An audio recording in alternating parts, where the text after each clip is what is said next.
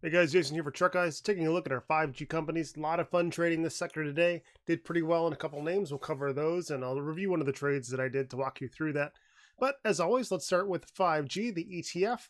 5G had a little bit of a bull break following this inside bar, so we got a break over a key level, and that was really telling for what most of the day was going to be. We did see some volatility, we did see some red, but all in all, we got a higher high and we got a higher low. So we are looking up. Bulls still in control. We have a long way to go for daily consolidation. Bulls can go all the way down to 24.92 and still be in control. So really, it's going to come down to, do we break the EMA 5, this yellow line here on the daily time frame? If and when that happens, we'll start to look for that daily high or low. 4-hour time frame, Bulls still very much in control with this EMA 12, really demarcating those higher lows. So as long as that keeps up, Bulls are going to be in control. Lose that level, we'll go back to the daily time frame, look for the loss of EMA 5, and then start scouting those daily higher lows. Until then, Bulls in control of 5G. The 5-minute time frame doesn't have a lot of information on it. Not the most liquid ticker, but very representative of what the overall market is doing. Let's go take a look at our big names. AVGO. AVGO had a nice green day today. A little bit of sideways action, not quite bull flaggish, but you know what? If you're seeing a big run up and you just simply go sideways, you stay above your EMA 5 and you lock in that consolidation, that is bullish overall. So we set an inside bar, gap up. I don't like gap ups on inside bars, but you take what you can get. Looks like we got a back test of that level. Nice little trading range today. Our next resistance on the daily time frame is going to be today's high of day, which is 316.40, and then the high day from November 7th, which is 319.50. Let's go to the 15-minute time frame, see what today's action looked like. Here we go. There's a 1324. We open higher. We come down, back test that level, double bottom on the 15, see a little bit of a pop, and we just sort of fade off slowly into the afternoon. Bulls still consolidating from the daily time frame, letting things cool off, because if we go to the daily, we're still overbought, 71.22. It's hard to keep going when you're that overbought. But bulls are interested, they're eager, and as long as they can consolidate, I don't see any reason why, with that proper consolidation, we can't go to 320, 320, and just keep riding this up. 50-minute time frame we covered. 5-minute time frame. Any more information there? No, not really. So things looking good for AVGO. INSG. This one was interesting. We've talked about it quite a bit, and this is really what we're looking at, is this key range, this $4.50. Well, it just stands out. Such an obvious major area of support. Once, twice, three, you get it, like, it's just so many times it's acted as support. The more something acts as a support, the more reliable it's going to become, and the more people are going to bet on it to react as a support again in the future. And that is exactly what I did today. So 450 support, it's pretty much all we need to worry about for support on INSG. And then we're looking at this very, very odd descending triangle. It's most accurately represented on the hourly time frame by our nice EMA 26, pinning the price down, keeping everything under that level, and still we are underneath that level.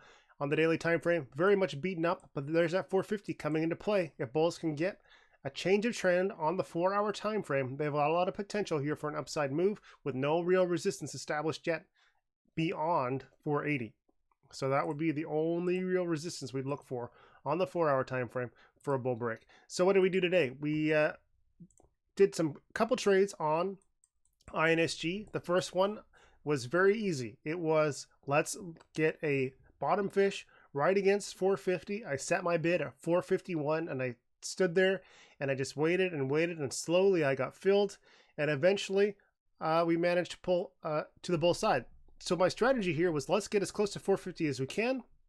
My bid was at 451 and I was going to sell if we broke 450. So it was literally a 2-cent risk on this stock. You know, maybe more if there is some slippage. I wasn't too worried about that given my exposure. If we it was a 2-cent risk. It's very, very straightforward. Support level confirmed, confirmed, confirmed, confirmed multiple times. If it breaks, of course, we're going to be looking for much further downside. But if it holds, as it always has, we're going to see a lot of upside potential. We got 2 trades out of that. First, we started moving away. I looked up here at 463 on the hourly time frame. The EMA 26 was $4.67, and I was looking at this high from the initial pop this morning right against EMA 26. Where is that little guy? There we go. So I was looking at 462 to act as resistance. So I sold right at 462. We saw the price drop down to 456. I watched the 2-minute time frame, and let's go load that 2-minute time frame there. 456, we get a lower high, we get a higher low, and as soon as we broke 460 again, I reloaded, got it at 466, and just watched the price action develop. So some very, very standard Technical analysis plays based on known support levels, based on known patterns, with easy entries and easy exits. It's what technical analysis is, and we absolutely love finding these sort of opportunities and these sort of patterns, and that's how we make a living doing this every day. And if you want to learn how to do this, you're following along, chartguys.com, or just email me. I'll send you as much as I can about technical analysis. I don't care if you join. I just want you to learn. All right, MRVL. That's another name we were looking at today. And we're following along. Big breakout on MRVL today. Smashed right through that 2747, that 2764 level. I don't like the amount of wick that I see up here. We don't have any real resistance to speak of. Do we? Let's go back as far as we can. All right, we got something way back here from 2010s. All right, that's impressive. All right, I'm not sure how much of a factor these levels are going to be, but we'll keep an eye on them because they were a factor at one point in time and they may yet return. Let's move this little guy there. All right, on the daily time frame, overextended MRVL, absolutely on fire, 71.42. Again, expecting another bit of consolidation. I don't think bulls could just keep driving the price up. We had a big move up here. We saw our indecision candlestick. We consolidated sideways against this EMA 5, and now we're seeing another burst. So this is the second burst of strength on this big breakout. I find that the second bursts of strength don't have the same follow through. This is the laggard people who are interested in a second bull move. They missed out on the first one. They want to get on the second one. And yeah, at some point you have to say, who's left to buy? Upper wick, big volume, potential volume climax. We're going to be looking for consolidation. 4-hour time frame, what is that going to look like? Well, our last higher low was down at 26.54. So bulls can go all the way down there, still be in a 4-hour uptrend. It's likely that we would see oversold conditions on the hourly time frame because we are up here in a little, not even an equilibrium, just chopping around, doing some crazy stuff, slowly cooling off that RSI. If we dumped all the way down to 26.54, likely we'd be oversold on the hourly. So be looking for an hourly equilibrium or a trend change. We don't really know until we get there. But for the most part, MRVL overextended, looking for consolidation. XLNX. XLNX, it helps if you type in the right name. XLNX. There we go.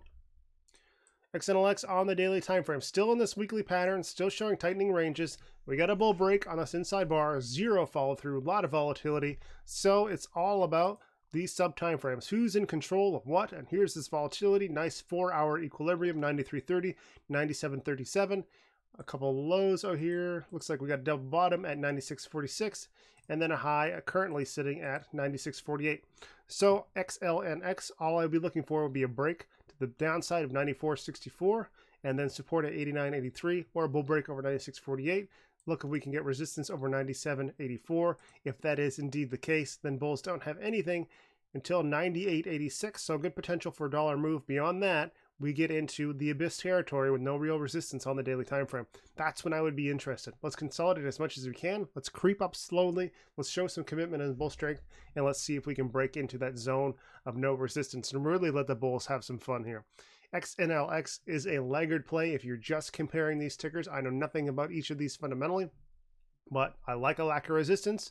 And if the bulls want to move to XLNX, I'll certainly welcome it when it becomes time to take that trade.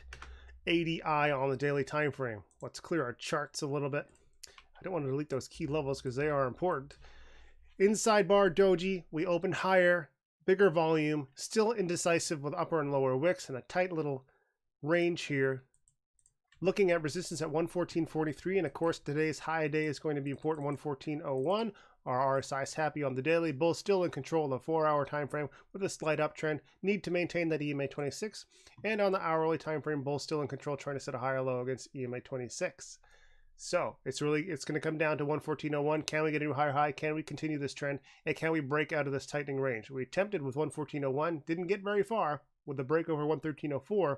Hence that indecision, hence those upper and lower wicks, and that lack of clarity. So not the most clear ticker for us to be looking at on the hourly time frame, 4-hour time frame, or the daily time frame, but we'll see if we can get over 114.43. If we are able to do that, then we only have 116.19, 118.46, and then a pretty big window of opportunity for the bulls. If bears get in control, daily high or low is at 110.65, and then quite a big drop down to 107, 104.95.